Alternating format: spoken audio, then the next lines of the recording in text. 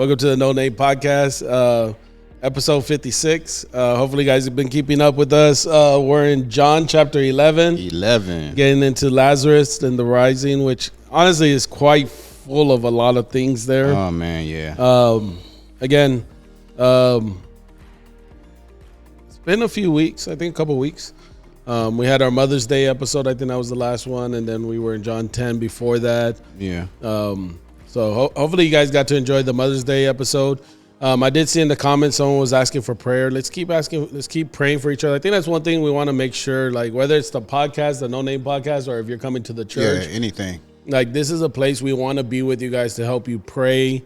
Definitely. Not even just one-on-one, but we have a prayer group. Yeah.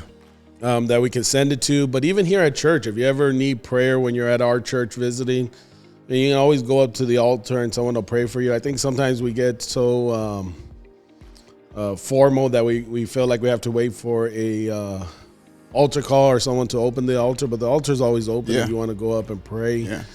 And if you need someone to pray with you, you can go up there. I rarely do altar calls now. That's just my thing, but it's kind of where I've been led. But there's times where it needs to be. But just want to make sure people always feel like, hey, there's some.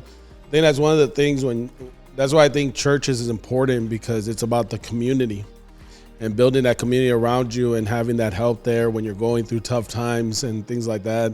A lot of times it's I got to go to the pastor for advice, or I got to go to this, and that's why we build a community. And I think I didn't mean to segue this way, but it became a segue anyway. So that goes right into Lazarus, because you see a community that Jesus built, right? Lazarus and his sisters are friends of Jesus. This is part of his community. Right. You know, he traveled a lot of places, met a lot of different people. Some he healed, some would follow him. But Lazarus and his sister, we don't know if they followed them a lot or not, but whenever he would come to this area, he would visit them, because this is not the only time they're mentioned in the Bible. And so you hear about them, and you hear how much Jesus loved them as well.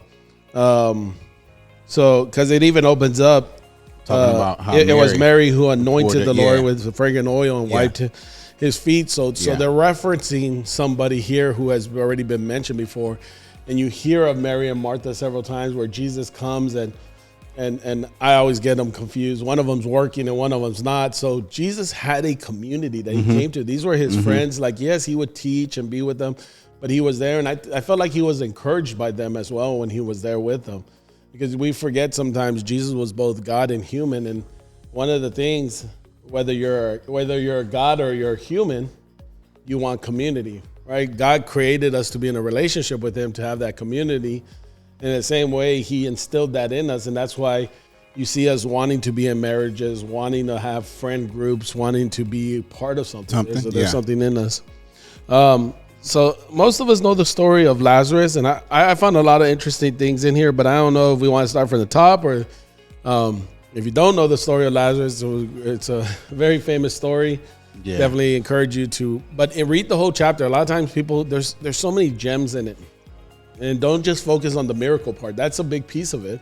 Yeah. But there's more to it than just the miracle of Lazarus being raised from the dead. Yeah. You know what I got? And because I remember, and I still remember, we went to this, we went to seminar. It was in California when we went, man. And I don't remember the guy who preached on it, but the preaching, it kind of stuck with me, man, in the sense of saying, like, you know, we have to do our part, man. You know, Jesus is going to be with us, but we have to do our part. Like, you know, especially with we start to read, and I'm just jump down, but you know, he says like, okay, look, roll away the stone, you know, take off the, because he was wrapped up, take the wrap off of him, and just thinking about that, and you're thinking about who, you know, Jesus was, God in the flesh.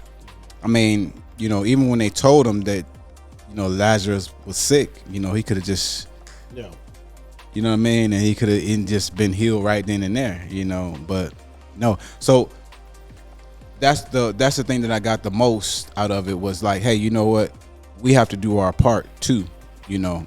But I had many questions. Like it said that when he did reach Lazarus, and I'm just jumping, that he became angry. I was like, I wonder why did he become angry with the people? Like, let me see if I can. I'm like I said, and I'm probably jumping down pretty far down in here. But let me see. He said, right, let me see where we at. Let me get to. Hold on. Let me see if I can find it. Okay, it's 38. Like I said, I know I'm jumping way down far. When Jesus was still angry as he arrived at the tomb. Like, why was he angry? Even, okay, you go to 33. When Jesus saw her weeping, and we talking about Mary, and the other people wailing, a deep anger welled within him. Like, and he was deeply troubled. I just wonder, why was he angry? Like, why was he troubled at the people? Was it because, like, he felt like the people didn't have, belief, or like, like, why was he angry? Like, I couldn't understand that. Like, why was he angry? So, anybody? Yeah, I mean, I got my thoughts. Yeah, anybody? What you got over there, Pop Dukes? He could have been angry because they were criticizing him and all that. If you see the verse above, they were there. Yeah, because right before, like the chapter before, that was like they were trying to stone him, right? Yeah. Right, because he said they were even talking. He was talking even about going back to Judea, right? And the disciples was like, "Hey, why you want to go back there? This is a place that they were trying to kill you." I think there's a lot of things that. I'm sorry for jumping all over. No, but I think it all ties back into the start of it, right? There's several things that play into. I think part of one is, remember, they sent someone to Jesus to say, "Lord, behold, he whom you love is sick." Right. Okay. And when he heard this, he said, "This sickness is not unto death, but for the glory of God, that the Son of God may be glorified through it." Exactly. So when he replies to me, when I'm taking that as a reply, that's a message goes to him. That's the message he sends back. Right? So he's sending that message back. The Bible doesn't specifically say he wrote a letter and sent it to them, but someone came and delivered this message. Okay. He sends it back. So that's probably why he was. And okay. So here's the thing. When you start looking at it, you start seeing the relationship and what they see in the miracle of God. And because he stayed there for 2 days. Yeah, he stayed there 2 more days. And then after he said to the disciples, "Let us go to Judea. Yeah. And so he stayed there 2 days, and then they go. But remember, Lazarus has been dead 4 days. Right. So took the messenger to get there. He stayed there longer than he comes. And one of the things I think we see is if he sent this message back saying to them, this sickness will not end in death, right? But for the glory of God, and that. Right. So he wanted them to have faith. He understood that they were hurting, and I think. So yeah, I don't think the groan is so much anger. I just think it's more of the groan. The groan. Yeah, that's okay. The groan is more of maybe frustration, a little bit of a couple of things, because he gets there, right, and he sees them mourning, and he begins to talk to them. So he's already told them, like, look, it's not going to end in death. Yeah. But it's hard to see when that happened, right? I think you have grace on both sides when you look at it from their side. Like if you had, and here's how I think it relates to a lot of us. When we ask God for something, we want it in our timing, right? In our way, and the sisters wanted it in their way, right? We called you, Lord. If you listen to the word, if you had been here, yeah, he wouldn't have died. Yeah. Yet he still said this sickness will not end in death, and he did die. So. There's 2 things here. You either trust Jesus, right? Okay. Now, I'm not going to trust you. Like, here's my thing. So, and this is where I'm honest with myself. If I came to you and I told you something like that, and you told me, "Hey, this sickness is not going to end in death," I'm like, you don't know what you're talking about. I don't trust. Like, we don't trust each other enough to do that. But when you're talking about the Son of God, we've seen do miracles and stuff, and who we have to have faith in, if he tells us this is not going to end in death, that's what faith means, is believing him you're believing the one who's saying this, right? So if we go back to all the other books all the other chapters we've been reading. Yeah. If you know my Father, you know me. Right. So if you trust God and believe that God doesn't lie, then Christ doesn't lie. Yeah. So if he says this is not going to end in death, guess what he's expecting from us? A belief that this is not going to end in death, which is hard when you're facing it right in front of you and someone actually died. You see, and I think there's the two pools, right? You have the sentiment of the human who wants it the way they want it, and then you have the sentiment of a God who knows bigger and greater things and wants us to trust in him. Okay. You know, the same thing, and you see the same theme happen throughout the Bible. Yeah. Right? Abraham, he had to trust God that he was going to have a multiple generation, even at an older age. And a sacrifice for his son later on. Yeah. You see the three heads of the founding Jews and the founder of the faith, Abraham, Isaac, and Jacob, had to have faith that they would have land granted to them that they never owned. So it's this whole faith and trusting God's word. And now you're trusting Jesus to say, so when he shows up and he talks to even, I think, who does he talk to? Mary first, I think. Was it Martha? Mary. Mary? Oh. And he shows up and talks to Mary. No, that Martha, you're right. Yeah. So he goes and he talks with Martha, and what does he tell her? Like, I am the resurrection. Because she says, I know my brother will rise again at the resurrection. She believed. She believed he would rise at the resurrection. Right. So they believed there was going to be a resurrection. Right. But they didn't believe it was going to be right then and there. And that's when Jesus announces, and this is another I am statement. He says, I am the resurrection and the life. You see, there was a group of them that believed in a resurrection. They believed that one day the Messiah would come and then the dead would rise. And that's what she's saying. At the end days, yes, I believe he will rise. But he was saying no. No, but he was going beyond that. Like, I think this was a mention for both them and us, in that I am the resurrection, I am the life. In other words, the resurrection is going to come through him. Because in honesty, he's going to be the first full resurrection. Because though Lazarus rose again, guess what? He died. He's still right. Yeah. He died again. He's still going to die, right? Jesus is the only one that has died and rose again and never died again. So that's probably why he said what he said in the beginning. He said, Lazarus is dead. And for your sakes, I'm glad I wasn't there. Wait, no, not that one. He said in the very beginning where he said, Lazarus' sickness will not end in death. His sickness won't end in death. Yeah. Right. And that's what I mean. I think here, this all kind of sometimes, and I'm glad that we're kind of got into this, because I think people overmiss this part and go right into the miracle. But again, if you look at the beginning of it, even though Martha and Mary saw the miracle and they were joyful afterwards, in the beginning part, the miracle didn't happen the way they wanted to. And Jesus, yes, he was hurt, maybe disappointed, but he still loved them. Like, he didn't say, I'm not resurrecting your brother because you guys are faithless or you guys don't believe me or anything. He just, they still have faith. They were just struggling through, and that's where the grace of God comes through. But he's also challenging the relationship, saying, if you believe me, if you believe I'm the Messiah, then you got to trust my words. And that's part of the relationship with God, is challenging us in that relationship. Because it's easy for all of us to say, I believe this, I believe that. It's harder to do it when you're actually facing the thing and saying, okay.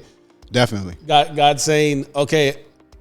And he tells us differently. Some of us, he may say, I'm going to help you through that. Okay, but God, I want you to help me this way. Yeah. And he's like, no, you got to just trust me. Yeah.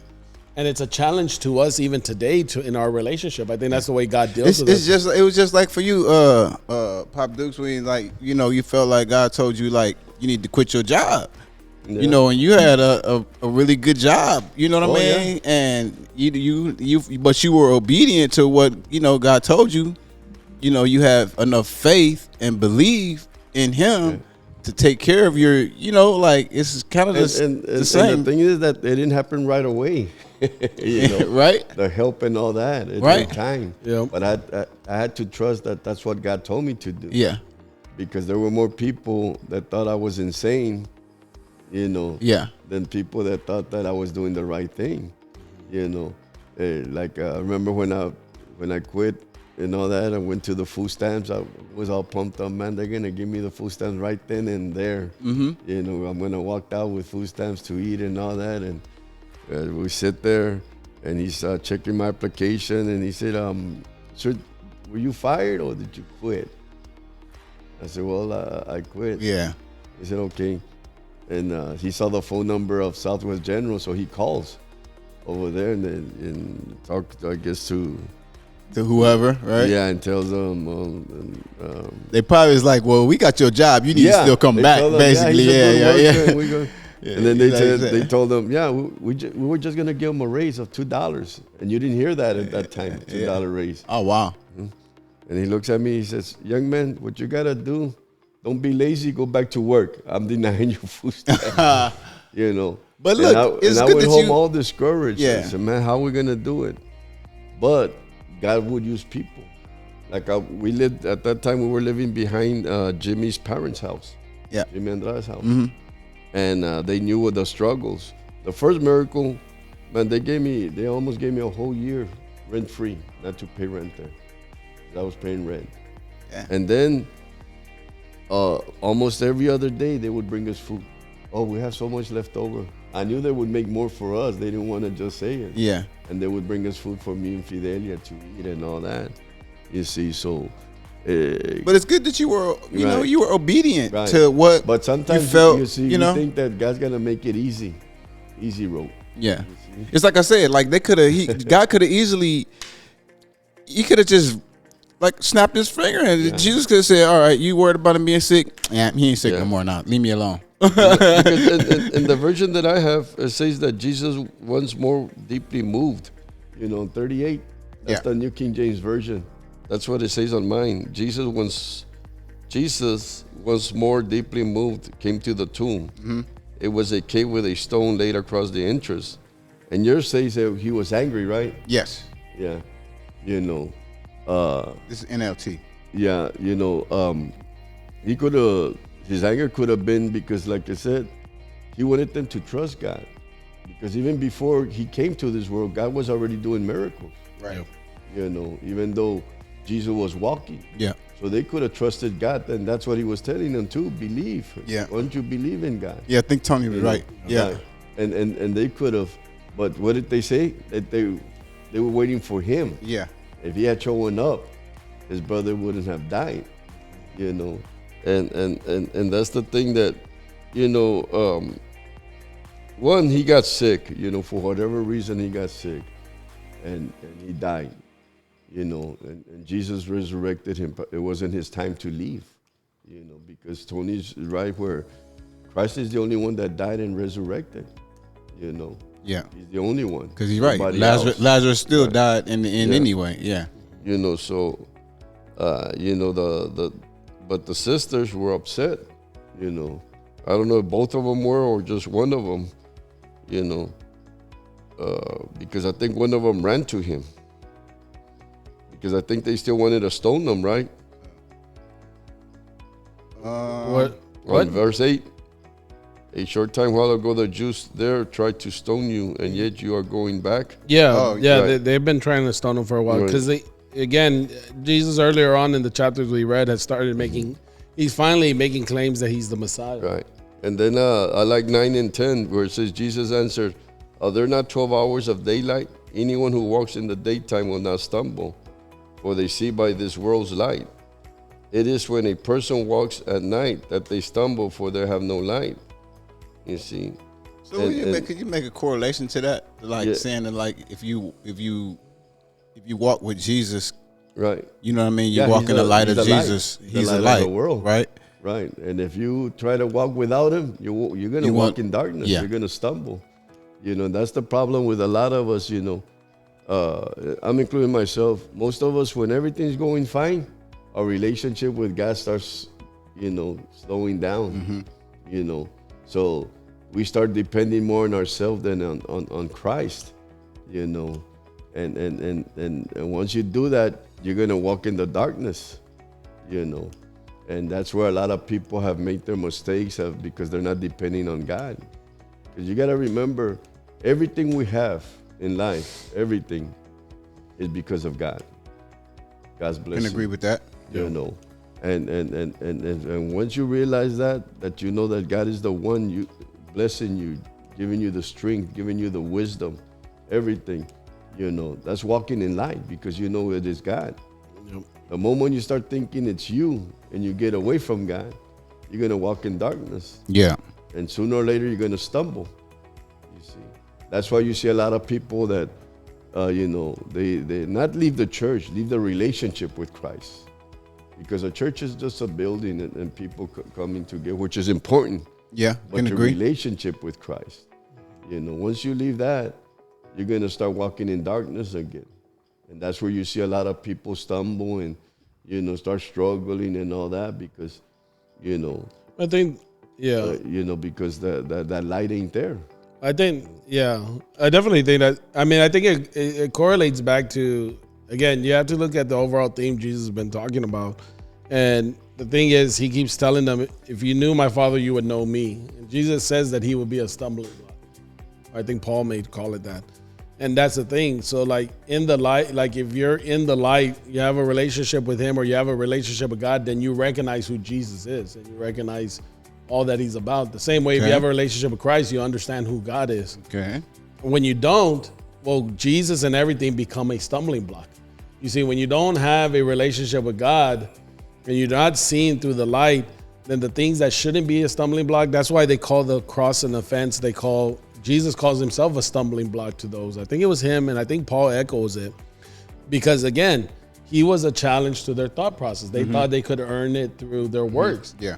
But now, because they're not walking in the light where they should see open grace, they see it as a stumbling block. Because now it's like, wait a second, then we did all of this and it's not for anything because it's through grace. And so it's a stumbling block. And that's what he's referring to. I believe that's what he's referring to because he's like, when they're saying about stoning him, he's basically saying if they knew who I was, they wouldn't want to stone me. But because they don't know who I am or don't believe who I am, it's challenging for what it is, then it becomes a stumbling block. And they stumble through the night. And so then you start, I think it's foreshadowing for what happens at the end. Because if you're stumbling through the darkness, then what do you typically do? You remove the obstacle that's stumbling you.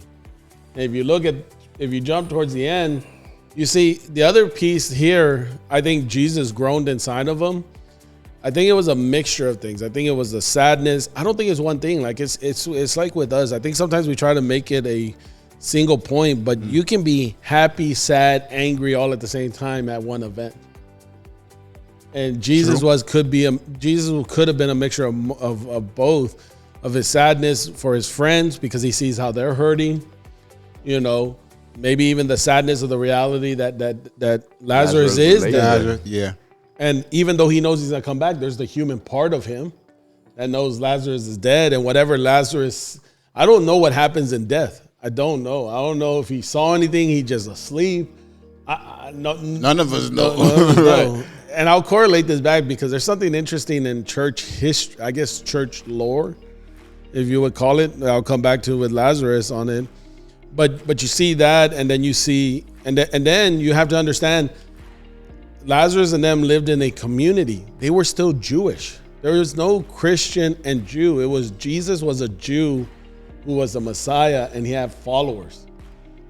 So guess what? There was some around them that didn't believe in Jesus. And that's why he hears the whispering of, he can heal the blind, but he can't bring his friend back to life.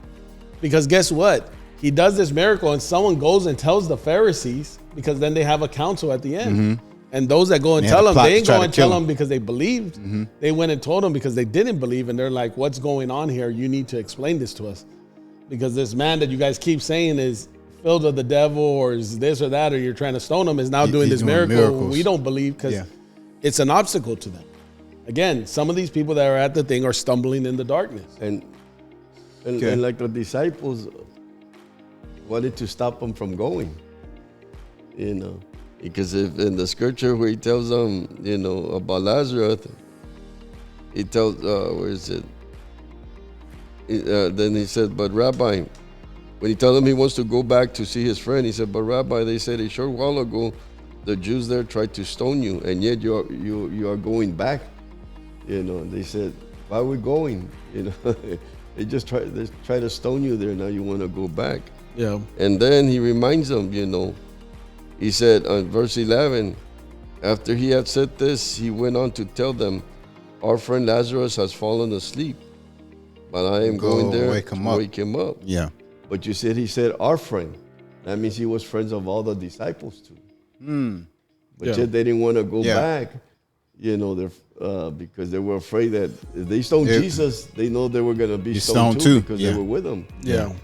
Well, and they're confused by it too. Right. And so he plainly tells them Lazarus is dead. Right. Like he knows Lazarus. That's why he told him that. Right. Yeah. So he knows Lazarus is dead. And I think that's the thing. You have to understand there's a mixed community here. Like not everyone that was at Lazarus' death was a believer.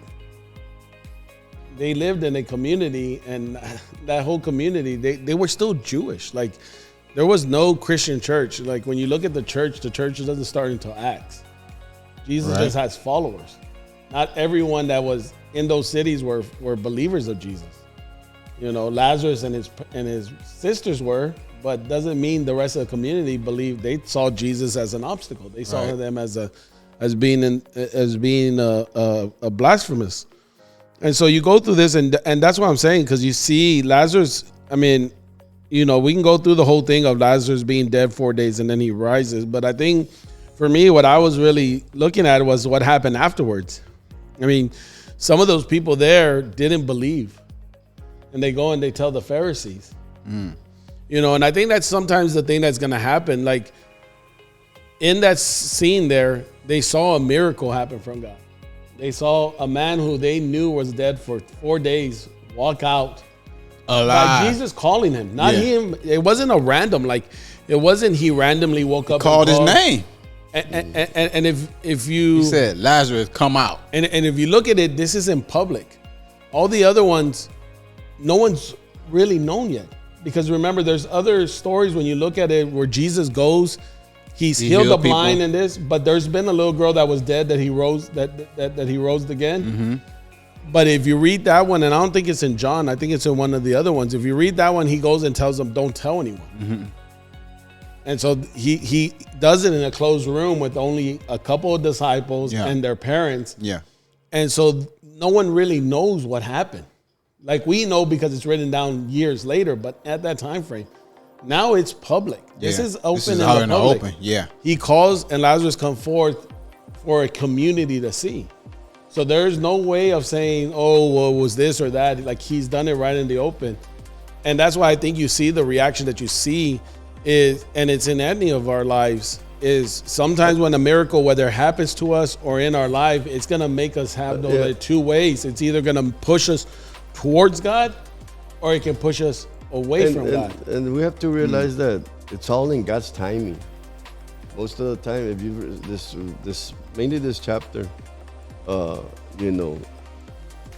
is going to do what he needs to do and the way he wants to do it, not the way we want to do it.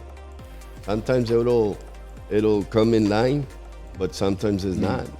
If one, they had asked for Jesus to come, Mary and Martha. And those sisters, because they thought Jesus was real good friends with him, was going to drop everything and go to them, And that's when he sends them that message, And two, now him and his disciples, now he decides to go and tells the disciples, let's go.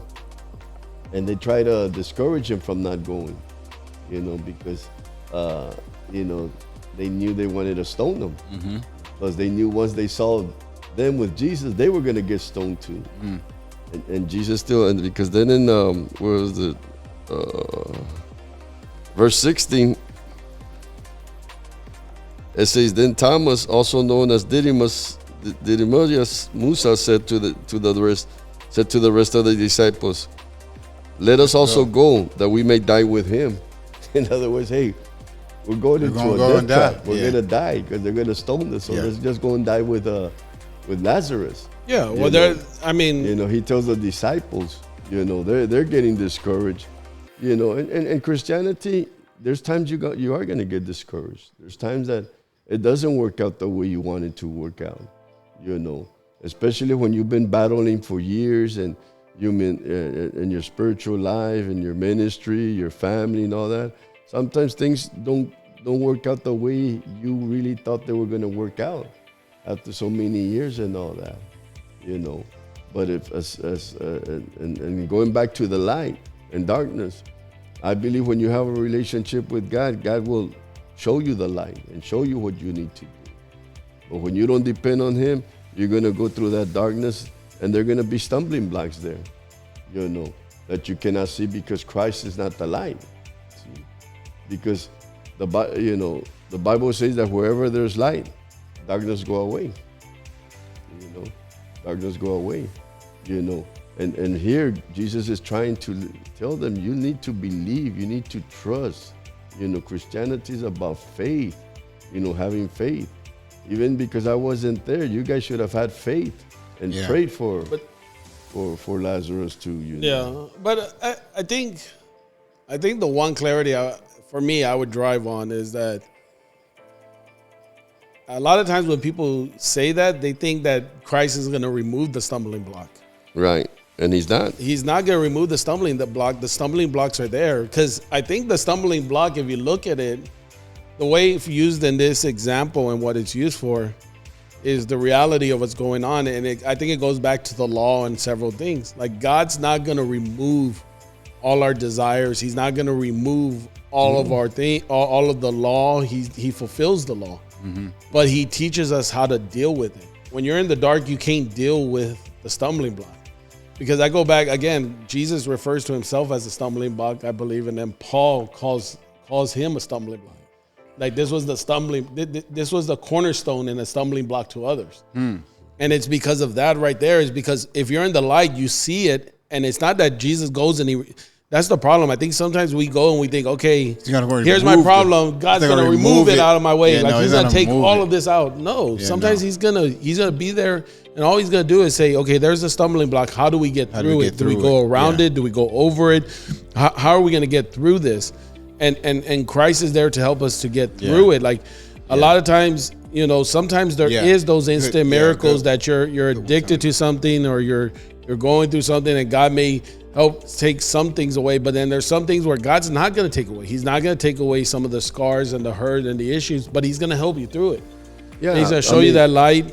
And He's going to help you get through that. And no, I know that's what you were headed to saying, but I just want to bring clarity because I think a lot of times that's where Christians get. Right. I mean, the old time gospel, I remember that there used to be evangelists, which there's nothing wrong with evangelists. They still are. But you would hear a lot about tent meetings, camp tent meetings. Evangelists would come and they would pray for the sick and all that.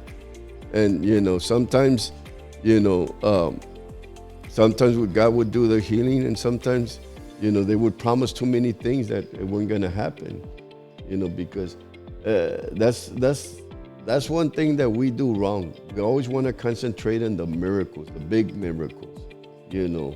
That's why we love to read the blessings and the miracles in the Bible, you know.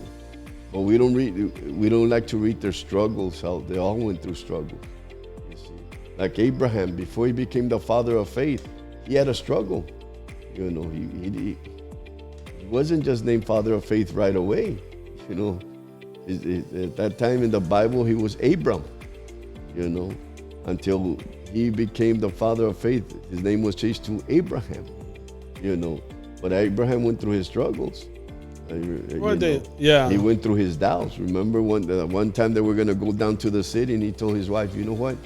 Tell them that you're my sister. Well, I think that's where now they're gonna kill me for you. Well, I think that's where you see the light and what's happening here. Again, if we go all the way back to the bottom now, and we look at it, you're seeing in that crowd there's two different reactions. There's people that are like, it doesn't call it straight out, but there's people who are excited and they're there and they believe what just happened. But then. And you don't see it in called directly out, but if you look at the next place, some of them went and they told the Pharisees. Because guess what? They were concerned. And I think that's one of the things when Christ is in front of us, and that's why Paul calls the cross the offense to us. Because I think one of the things when we're in the light and when we're going through this, it starts revealing who we are and what we need to be and who Christ is.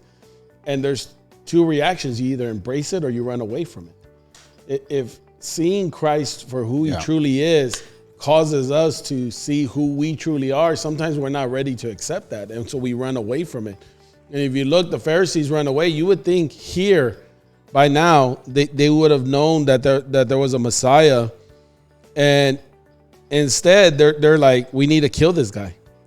Because here's the thing, which I find very interesting. The whole thing is they're waiting for a Messiah, and if they believed how they believed that a Messiah would come and rescue them from the Roman Empire, their whole thing is, oh no, we don't want Jesus to do that, because if he does that, he's going to draw too much attention, and the Roman Empire is going to come and they're going to want to take us down. Yeah. If we let him alone, verse 48, if we let him alone like this, everyone will believe in him, and the Romans will come and take away both our place and nation. Yeah. So they weren't worried about the people. They were worried about their place. You see, they had compromised with the Roman Empire, and they were marginalized people, but the Pharisees had limited power, but they had power. In the Roman Empire, they had a certain type of power. It wasn't overpowered. They didn't get to have the full authority, but they had their own structure. And if Jesus, I believe they started believing Jesus was the Messiah. Oh yeah, definitely. But they misunderstood his mission too. Yeah. And they said, he comes, we lose all our authority, because now Jesus is the authority, and now he overruns the Roman Empire. So if we kill him, we keep what we have. It's like nowadays too, you know. It's sad that God is one God. Christ is one Christ. There's not different ones. But yet, in Christianity, you know, and I'm talking about everybody, you know, Catholics, Baptists, whatever. Pentecostal, whatever, right? We all fight, you know, to make because we want our church to be popular, our ministry, you know, whatever, you know. And it's weird that we always tell people, come to my church, because you know what? God is really moving. You know, come to, you know, and we fight that when God should be moving in all the churches. Right, what a joke. You know, because God is God. Come on, man. You know, and we're afraid that if a ministry pops up and they start getting popular, that we're going to lose our popularity. You know what? I've learned one thing. God placed us here. And if we're doing what he called us to do, nobody can replace us. Because God put us here. Now, if we stop doing his vision and mission, what he called us to do, then he'll plant somebody else to do, you know. But that ain't because God is, no. All churches, God's gonna bless. We all have our different orders. Yeah. You know, we all have our different things to do. Like in the military, all soldiers are not the same. They all go to different, and they all get different orders to go in, you know, the platoons and all that to battle. You know, for one war. Yeah. Imagine if they made everybody the same and threw them in the war. You know, you have your special forces, you have this, and you know, and I believe that's why the Pharisees too, they were afraid that they were losing their popularity to Jesus, because now he's becoming more popular of the miracles he's doing. Well, yeah, and I think you give a good example. I do think, and Jesus wasn't going to go against them. Well, Jesus was trying to win them. Yeah, I do think. I mean, I think the example you give is a good one. I mean, I think in regards to the churches, I think sometimes churches are afraid of losing their people or their power and stuff like that. To me, the ultimate vision, and I've said this before, and people may not get it or understand it, is that there is no church. You see, the problem, I think the moment the church became a structural place in different denominations, now all of a sudden you have hierarchies and things like that. Yeah. But the true body of the church was just a gathering of people. Yeah. And yes, there was leadership, there was bishops, there was this and that, and they caused it out, and you read it through Acts. But it was always meant to push the relationship with God, because that's where it's at. I think when you start looking at it, here, even with the Pharisees, they were worried of losing their. In other words, they were worried of losing their power. Yeah. And they were willing to say, just like the Jews did when they left Egypt, well, it's better for us to be slaves than to be free. You see, the Pharisees are saying the exact same thing. They're like, look, if he comes and he does, because I mean, you see it there. They say if we leave him alone, then everyone will believe in him, and the Romans will come and take away both our place and nation. And so they were worried about losing what they had, even though they were marginalized in Roman Empire. They weren't Roman citizens. They didn't have all the Roman rights, but the Romans allowed them to stay in their parts as long as they paid taxes.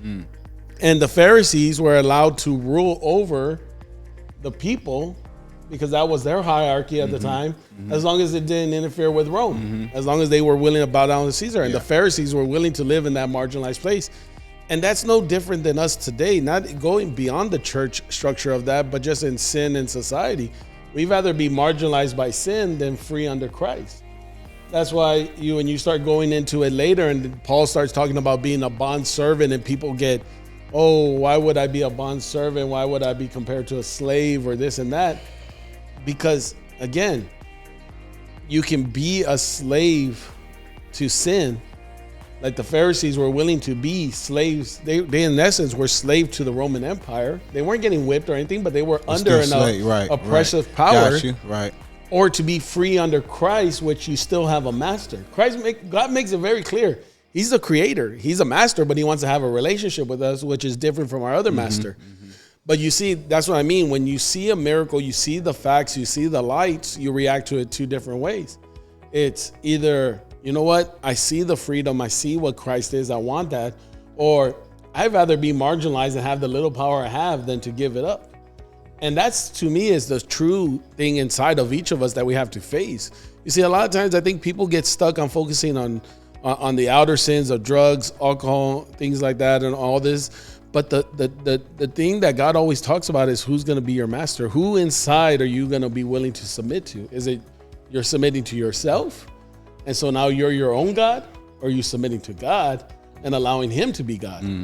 And when we get into that structure of looking at that, I think that's why humanity struggles with the relationship with God, because you sometimes we'd rather be we don't want to see it this way, but we'd rather be marginalized in sin than to be free under God, because we think, and this is where I think the world, the devil, the flesh, whichever you may want to put it, looks at the thing under Christ more restrictive when it's actually freedom. It's free, but if all your life you're told that it's restrictive, then you think where you're at is freedom. Most of us, if you study history, we don't start fighting revolutions. We don't start fighting for our freedom until we're enlightened that there's something more out there. And a lot of times we read history at the end, and so we're looking at it and we're saying, well, how could they believe that? But if all your life you're told this is really freedom, by you being a slave, by you being marginalized, by you having a king, right. You know, that American Revolution. There was people in the American Revolution that didn't want it because all their life, all they ever knew was a hierarchy, an anarchy through kingship. So to have they were raised to believe that we were such wild people that if we were on our own without a monarch, sorry, I said anarchy, but without a monarch, that we would fail. Like most of the world, when the U.S. became free, was looking for it to fail because this was one of the first societies that was built without a monarch. Now you rarely hear of a monarch. Like even in the UK, they're more figureheads than actually having any power. And I think that's the same thing with Christ. Like Christ is coming in this relationship. Think about it like that, but yeah, you're right. And you're seeing this, and you're seeing the Pharisees, you're seeing them struggle with this because they found their freedom and power even being marginalized under the Roman Empire than a freedom. And what's interesting is like Cephas, who's the high priest of the time, he even prophesies. And if you listen to his prophecy, right? you know, verse 51, it goes on, and this is the commentary it gives. It says, now this he did not say on his own authority, but being high priest, that he prophesies that Jesus would die for the nation, and not for the nation only, but also that he would gather together in one the children of God who were scattered abroad. So this is the prophecy he's giving, right? He's saying, you know nothing at all, nor do you consider that it is expedite for us that one man should die for the people and not the whole nation should perish. Yeah, right. So if you look at it, if you're sitting in his seat, what he's saying is, it is better for us to kill this man than for a whole nation to die. And he's right. But what he didn't realize, it was better for Christ to die than for all of us to die of our sin. You see, I find it interesting because God can still use that prophecy even when we don't fully understand it. You know, you go to the Old Testament, there's that man who was trying to prophesy evil against Israel, and God only allowed him to prophesy good things. And if you look at it, you see the same thing here. Like, this man's prophesy, if you look at it, their intention now is, we need to kill Jesus so that we save a nation. And they're right. But what they didn't realize, they weren't saving a nation, they were saving the world. Jesus had to die in order to save a world. And Jesus knew that. He prophesied it. This man saw it, but he looked at it from an evil standpoint and said, this man must die so that a whole nation would be saved. Yeah. And here's the interesting part. This is what I always find. I was thinking about this piece right before we were getting on here. Someone in this group had to have gotten saved. Because how do you hear about this conversation? They called a council together. We read this as this is like a movie happening. Yeah. But this is written after the fact. Someone had to have gotten saved and come and told the disciples of this conversation, because this is a council of Pharisees, Sadducees, conspiring to kill Christ. Trying to kill him. Yeah. You don't get that information unless someone turns their life around and tells you. Yeah. And again, someone saw the light. Yeah. And I think that's one of the things we have to see is, like, sometimes God is going to take his time to work through us. He's going to do that. Yeah. Like you said, God's time. Yeah. And I think it's part of coming to the understanding on looking at it. I think in all of this, you see so many different characters, but I think the central theme is coming around. Do you truly believe who Christ was or who God is, or do you not? And, the thing is, every ministry, every church, and even every individual Christian, we God will tell us what to do. God will guide us. See, and that was their problem, because if you read verse, what was it? Where is it? Where they had the meeting. Verse 47. Then the chief priest and the Pharisees called a meeting of the Sanhedrin, and look what they said. What are we accomplishing? In other words, what are we doing? What we're doing is not really working out. Yeah. Because then look at the other part they say. They asked, here is this man performing many signs. Now they were worried about Jesus, because Jesus was getting popular. Jesus was, preaching and teaching and moving. And again, Jesus wasn't there to destroy them. And he wasn't there to, Jesus was doing what he was called to do. Yeah, right. He was there to reach his goal of dying and resurrecting. They're the ones that made it personal. And that's the sad thing nowadays. We make everything personal. And instead of, and we're doing what God calls us to do. One as a ministry, one as our personal relationship with Christ, then as a ministry, and then as a church. We wouldn't be worried about anybody else. Yeah. As long as we know we're doing what God called us to do, because God is the one that's going to give the results, not us.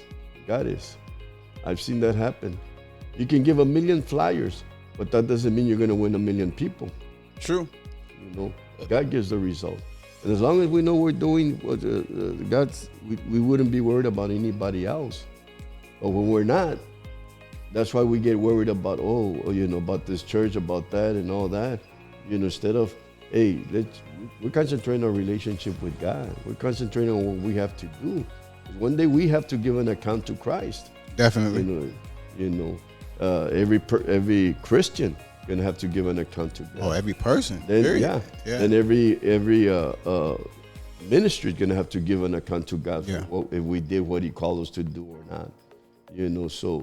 They were so worried about Jesus, of what He was doing, because they knew that they weren't doing the right thing, because they said, what are we doing? Yeah. Well, I think it goes beyond that. I mean, I think it's more of he was pushing them on their normal thought process. Right. And so that's what they feared, because, and I think that's what it goes to us today, not in a church standpoint, but a human standpoint, is that Christ, that's why the cross is called an offense. That's it's an offense to our thought process. Us as human beings think we're good people, we're this and that, and we're good creations. We are. God created us all good. But we've corrupted it throughout time and stuff, and we have to take responsibility for our decisions, our actions, and things of that sort.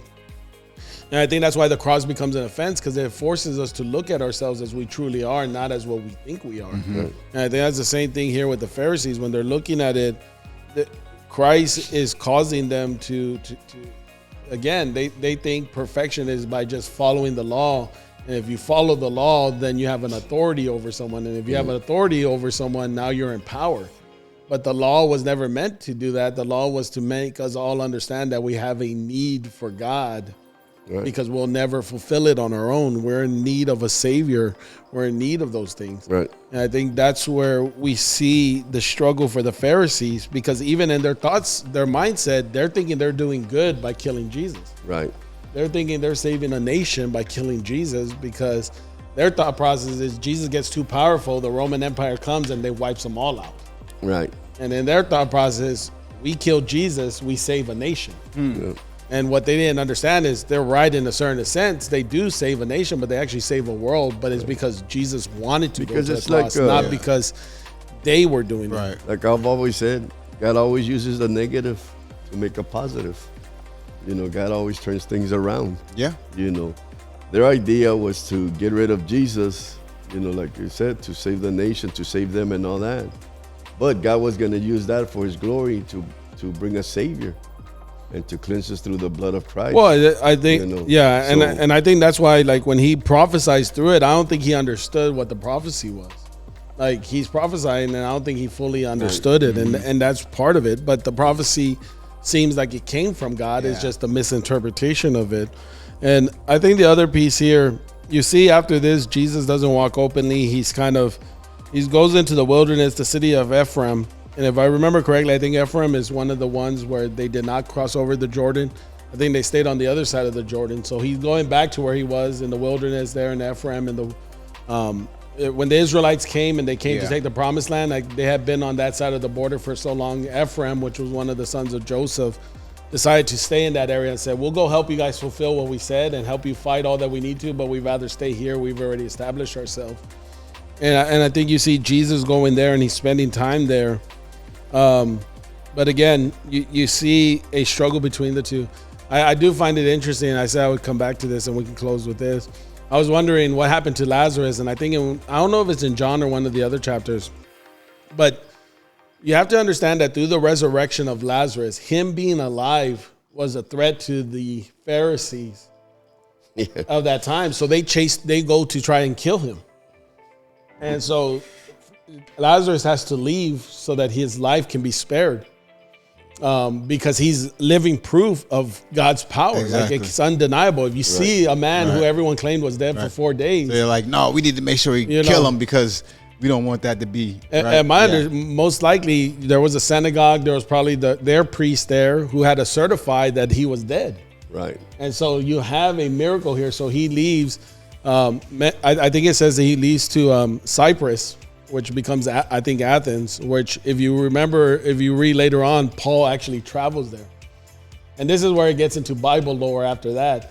I think the Catholics actually say Paul and Peter made him a bishop over there. There's a church of Lazarus in Cyprus, in Lavakia or something like that. And so that's where Lazarus spends the rest of his time. The part that I struggle with, because the church lore was that Lazarus never laughed or smiled again. And the only time he smiled was one time seeing a man steal a clay pot. And he said, look, soil stealing soil. And it made him laugh. But many said that he didn't laugh because of what he saw in the afterworld for 4 days.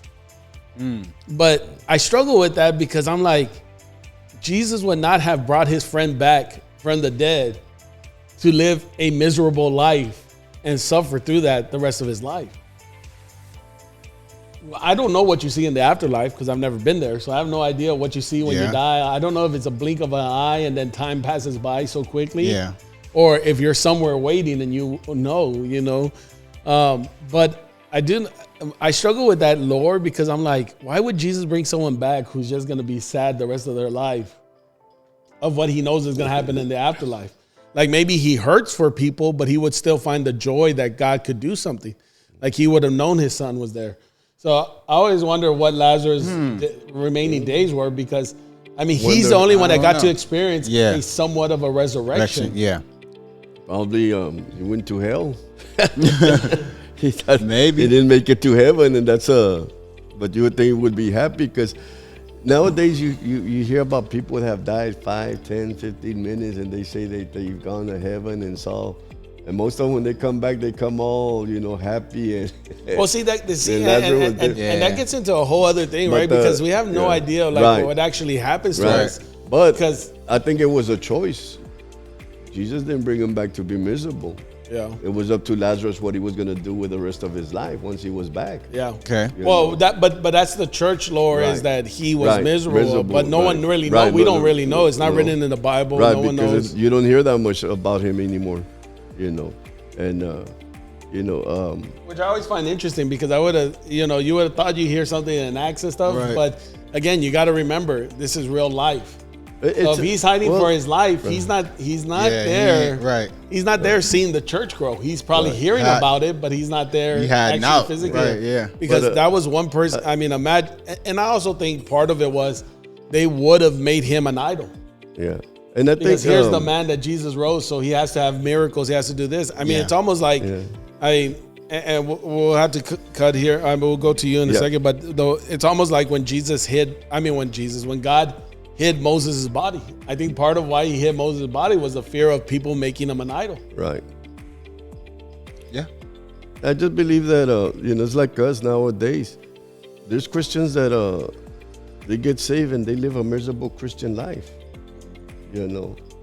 Instead of remembering the peace and the joy that God brought them when they first met Christ, and started a relationship with Christ, and because most Christians, they're always condemning themselves. They're always, because we're all gonna fail, we're all gonna fall, but the good thing, God is always there to pick us up.